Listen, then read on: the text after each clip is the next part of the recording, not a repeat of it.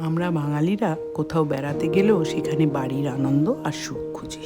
তাই জন্যে প্যাকিংয়ের মধ্যে কোনো জিনিস বাদ গেলে গিয়ে মনটা ভীষণ খুঁতখুত করে। তাই আমার পায়ের তলার সর্ষেরা যখন নাচতে শুরু করে, আমি একটা ছোট্ট ডায়েরি বার করে কী কী নেব না নেব সেগুলো লিখতে শুরু করি। যখন যেটা মনে পড়ে ব্যাগের মধ্যে ভরি আর টিক মারতে থাকি। যেগুলো আমার এইসব প্যাকিংয়ের মাস্ট জিনিস, যেমন জামা কাপড়, একটা স্লিপার আর আন্ডারগার্মেন্টস, ওষুধ, চার্জার, প্লাগ, এইগুলো আমি কখনোই ভুলি না নিতে। সবার আগে এগুলো সুটকেস বন্দি করি। ওষুধও আমি সুটকেসেই নিতে পছন্দ করি। যেটুকুনি তো সেদিনের সকালে বা বিকেলে লাগবে ওইটুকুনি বাইরে রেখে বাকিটা আমি ভেতরেই ঢুকিয়ে দিই।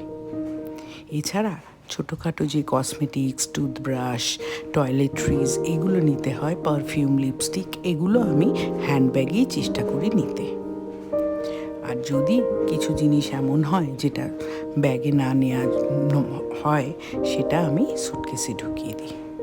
কিন্তু ইনিশিয়ালি ছোটোখাটো জিনিসগুলো আমি এইভাবেই প্যাক করি। আপনারা কারা আমার মতো এরকম তাড়াহুড়ো করে প্যাকিং করতে ভালোবাসেন বলবেন।